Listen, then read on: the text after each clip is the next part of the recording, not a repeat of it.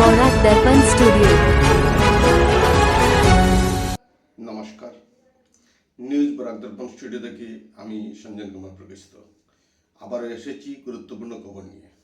অবশ্যই আপনারা পাশে থাকবেন।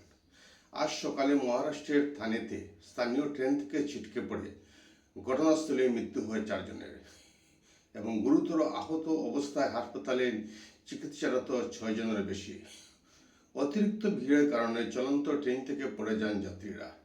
রেল কর্তৃপক্ষের উচিত যাত্রী সুরক্ষার প্রতি বিশেষ নজরদারি রাখা, যাহাতে রেলের কামরার উপরে অসুরক্ষিতভাবে যাত্রীরা বসে না থাকে কিংবা দরজার সামনে দাঁড়িয়ে থাকার বিষয়ে নূতন বিধিনিষেধ বলবৎ না করলে ততক্ষণ পর্যন্ত এই ধরনের দুর্ঘটনা এড়ানো সম্ভব নয়। ভারতের ইতিহাসে ধনকুবের বিজয় মালিয়ার নাম সর্বদা চর্চিত। বিশেষভাবে চর্চায় আসেন রয়্যাল চ্যালেঞ্জার্স বেঙ্গালুরের IPL খেতাব জেতার পর। তবে এবার তিনি এক ভিন্ন কারণে সংবাদের শিরোনামে। গোয়ায় 3 একর জমির উপর নির্মিত বিলাসবহুল কিংফিশার ভিলা, এই ভিলাটি বিক্রি করেন 71.01 কোটি টাকার বিনিময়ে অভিনেতা ও প্রযোজক সচিন যোশী এবং তার স্ত্রী উর্বশী শর্মার কাছে। একাধিক কোটি টাকার ঋণের বোঝায় ডুবে গিয়ে শেষমেশ দেউলিয়া হয়ে বিদেশে পালিয়ে যেতে বাধ্য হয়েছেন ধনকুবের বিজয় মালিয়া।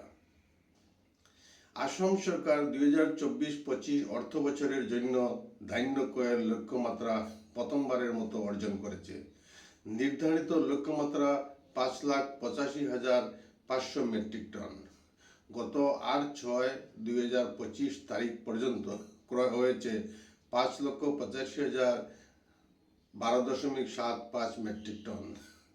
30 জুন পর্যন্ত ক্রয় চলবে বলে নির্ধারিত চূড়ান্ত পরিসংখ্যান অতিক্রম হবে বলে দৃঢ় বিশ্বাস। এই সাফল্য অসমের কৃষি ক্ষেত্রে এক নতুন অধ্যায়ের সূচনা হবে। তাইওয়ান অ্যাথলেটিক্স মিটে ভারতীয় ক্রীড়াবিদরা 6টি স্বর্ণপদক জিতে প্রতিযোগিতায় দাপট দেখিয়েছে। এই প্রতিযোগিতা ছিল বিশ্ব অ্যাথলেটিক্স কন্টিনেন্টাল ট্যুরের ব্রোঞ্জ স্তরের একটি অংশ, যা শনিবার তাইপেতে অনুষ্ঠিত হয়েছে।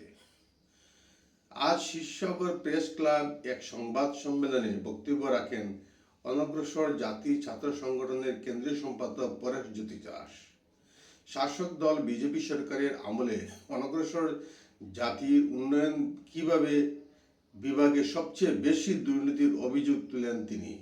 অনগ্রসর জাতির জন্য বরাদ্দ 140 কোটি টাকার সামগ্রী বন্টনে দুর্নীতির অভিযোগের পাশাপাশি মিনি স্টেডিয়াম নির্মাণের নামে দুর্নীতি, তহবিল অন্য খাতে হস্তান্তর এবং ছাত্রছাত্রীদের প্রশিক্ষণের জন্য আগত অর্থের দুর্নীতির অভিযোগ তুলে সংগঠনটি মন্ত্রী পীযূষ হাজারিকার অপসারণের পাশাপাশি আধিকারিক কুলসী নাথকে গ্রেপ্তারের দাবি জানানো হয়েছে।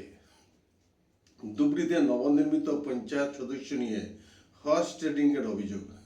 অসম সরকার পঞ্চায়েত সভাপতি নির্বাচনের জন্য আইন সংশোধন করে রাজনৈতিক দলের প্রতীক চিহ্ন তুলে দিয়ে সুস্থ সবল প্রতিনিধিত্বকে অগ্রাধিকার দিয়ে নির্দলীয় গ্রুপ সদস্যদের মধ্য থেকে পঞ্চায়েত সভাপতি নির্ধারণের পথ প্রশস্ত করে রেখেছেন।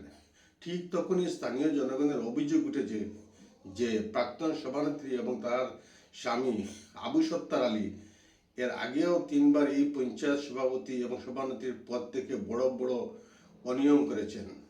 এবার যেহেতু বিপুল অর্থের বিনিময়ে সদস্যদেরকে কেনা হয়েছে, তাই প্রশ্ন উঠেছে এই বিপুল অর্থ কোথা থেকে এলো।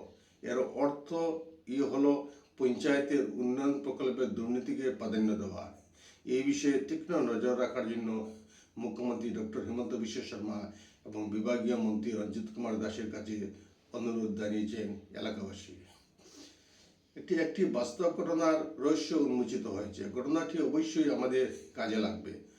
মধ্যপ্রদেশের এক যুবক, তার নাম সৌরভ দত্ত, অর্থের অভাবে টানাটানির মাধ্যমে দিন যাপন করছিল। সৌরভের বাবার মৃত্যু হওয়ার 35টি বৎসর অতিবাহিত হওয়ার পর একদিন তার বাবার বিশেষ কক্ষে কিছু গুরুত্বপূর্ণ নথিপত্র খুঁজে পায় সৌরভ।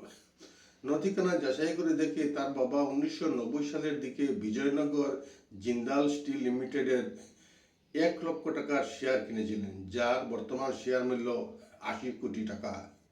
যদিও এই টাকার 30% কর আয়করকে জমা দিতে হবে, সৌরভ আবেগ ভরে বলল, 90 এর দশকে ওর বাবা 800 টাকা বেতন পেতেন। সেই সময় 1 লক্ষ টাকার শেয়ার কিনে দূরদর্শিতার নজির রেখে গেছেন।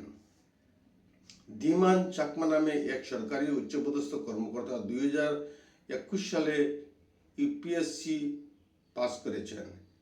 এনআইটি আগরতলা থেকে কম্পিউটার সায়েন্সে স্নাতক হয়ে প্রথমে বন বিভাগ এবং পরে আইএএস হিসাবে প্রশাসনিক সেবায় যোগ দেন।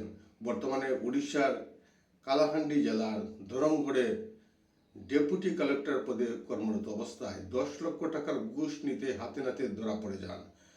প্রাপ্ত তথ্য অনুযায়ী একটি বিশেষ প্রকল্প অনুমোদনের জন্য মোট 20 লক্ষ টাকার ঘুষ দাবি করেছিলেন ধীমান চাকমা।